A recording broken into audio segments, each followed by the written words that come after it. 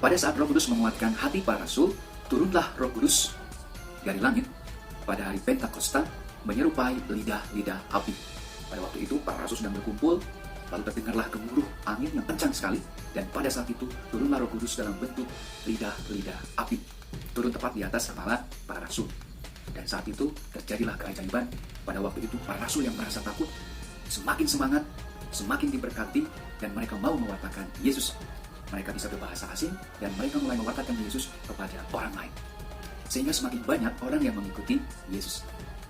Nah, ciri-ciri orang yang diberkati oleh Roh Kudus, dia akan memiliki buah-buah Roh Kudus. Apa itu buah?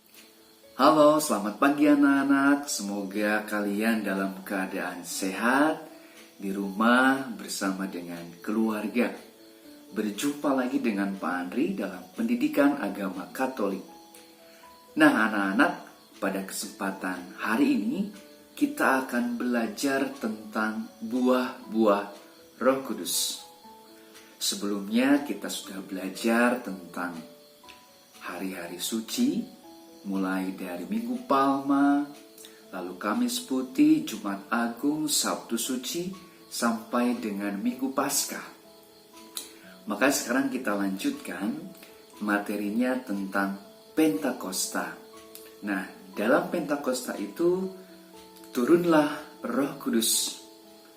Kalau kita ingat bahwa kita hitung dari mulai hari Paskah tanggal 12 April 2020, maka hari raya Pentakosta akan jatuh pada tanggal 31 Mei 2020.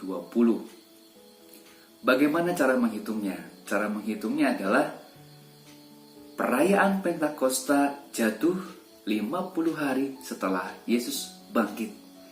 Maka kita akan hitung dari mulai tanggal 12 April 2020, maka 50 hari akan jatuh pada tanggal 31 Mei 2020. Pada hari itu kita akan merayakan hari raya Pentakosta, di mana Tuhan Yesus mengutus atau menurunkan Roh Kudus bagi para rasul. Nah, anak-anak, sebetulnya Roh Kudus itu apa sih? Roh Kudus itu adalah Roh Tuhan Yesus sendiri. Jadi, Roh Kudus itu adalah Roh Tuhan Yesus sendiri yang diutus untuk menguatkan hati para rasul. Karena pada waktu Yesus naik ke surga, para rasul kehilangan Yesus.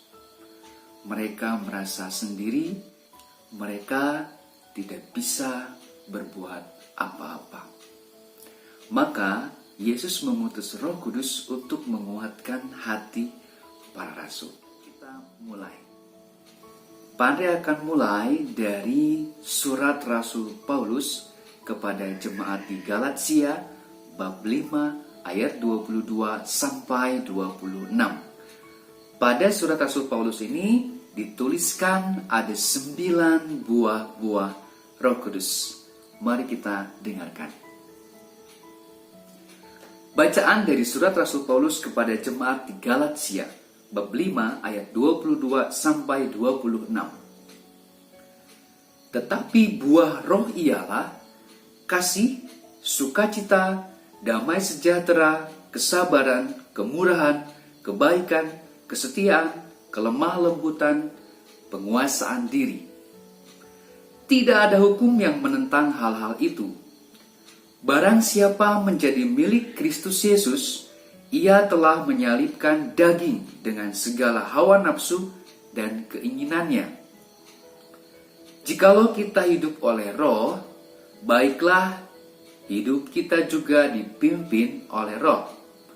Dan janganlah kita gila hormat, janganlah kita saling menantang dan saling mendengki. Demikianlah sabda Tuhan. Nah, berdasarkan surat Rasul Paulus kepada jemaat di Galatia bab 5 ayat 22 sampai 26 ini, kita mendapatkan ada sebuah informasi yaitu tentang buah-buah Roh Kudus. Ada 9. Yang pertama itu adalah kasih, yang kedua sukacita, yang ketiga damai sejahtera, yang keempat kesabaran, yang kelima kemurahan, yang keenam kebaikan, yang ketujuh kesetiaan, yang kedelapan kelemah lembutan, dan yang kesembilan adalah penguasaan diri. Kalau kita baca dengan cermat, 9 karunia Roh Kudus ini atau buah-buah Roh Kudus ini sebetulnya adalah semuanya itu sifat-sifat Yesus sendiri. Jadi, Rasul Paulus menyebutkan buah-buah roh ini dengan kata lain meneladani sifat-sifat Yesus. Semua 9 buah-buah Roh Kudus dilakukan oleh Yesus. Maka tujuan Rasul Paulus mengungkapkan tentang buah-buah roh untuk menunjukkan bahwa Roh Kudus itu sendiri adalah Roh Yesus. Jadi, Roh Kudus itu sebetulnya adalah Yesus. Roh Yesus sendiri. Itu kelihatan dari sifat-sifat Yesus sendiri. Bayangkan apa yang sudah dilakukan oleh Yesus. Tentang kasih. Yesus mencintai semua umat manusia. Sukacita. Yesus memberikan sukacita dengan cara menyembuhkan banyak orang sakit. Damai sejahtera. Yesus mewartakan kerajaan Allah, di mana di situ ada kedamaian dan kesejahteraan. Kesabaran. Barusan kemarin kita merayakan Jumat Agung di mana Yesus disalib. Betapa Yesus itu sangat sabar. Kemurahan, yang mengampuni orang-orang yang berdosa. Kalau orang Farisi dan ahli Taurat itu menjauhi orang berdosa, tetapi Yesus mendekati dan mengampuni orang berdosa. Kebaikan. Bagaimana Yesus selalu menuntun para rasul untuk selalu mengampuni dosa-dosa dan juga selalu memberikan kebaikan. Contohnya saat Yesus memberi makan kurang lebih 5.000 orang yang kelaparan, saat itu Yesus memberikan kemurahan dan juga kebaikan. Kesetiaan. Ingat saat Yesus berdoa di Taman Getsemani sebelum Yesus wafat. Yesus setia kepada Bapa, Yesus siap untuk disalibkan. Yesus setia pada tugasnya. Kelemah lembutan. Pada waktu itu kita perhatikan baik-baik ya. Yesus selalu memberikan perumpamaan-perumpamaan. Meskipun dibenci oleh ahli Taurat, orang Farisi, tapi Yesus tidak melawan dengan kekerasan, tetapi dengan kelembutan memberikan sebuah cerita, perumpamaan. Lalu penguasaan diri. Ingat ketika Yesus berpuasa selama 40 hari 40 malam untuk menguasai dirinya supaya tidak mudah digodai oleh setan atau iblis. Nah, jadi kesimpulannya bahwa buah-buah Roh Kudus itu adalah sebagai ciri dari sifat-sifat Yesus yang perlu kita teladani.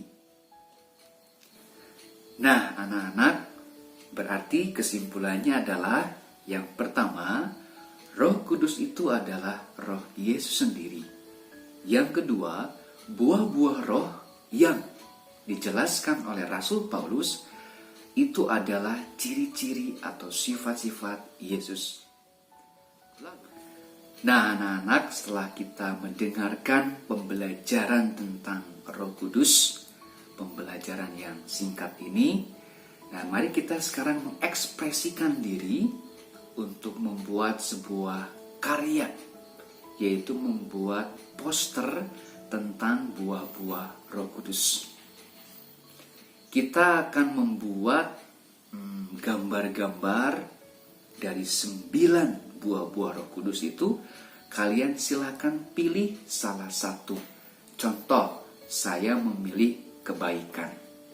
Maka kamu buatlah sebuah gambar tentang kebaikan. Contoh, kamu memberikan pakaian kepada anak panti asuhan. Kamu gambar, ya. Kamu ilustrasikan. Atau kamu sedang membantu ibu atau ayah di rumah. Kamu gambarkan, kamu ilustrasikan. Atau saya mau pilih tentang kesetiaan, ya. Saya gambarkan ketika saya bersama teman-teman, ya, bersama teman sejati saya, lagi bermain, lagi belajar bersama. Coba kamu gambarkan. Nah, kamu gambarkan boleh di buku gambar atau di kertas HVS dan beri judul. Saya memilih buah Roh Kudusnya apa? Entah itu damai sejahtera, penguasaan diri, kasih, dan lain-lain. Cukup pilih satu saja, kamu gambarkan. Diwarnai, buatlah ilustrasi posternya sebaik mungkin dan keren. Oke, selamat belajar, selamat berkarya. Tuhan Yesus memberkati. Amin. Dadah.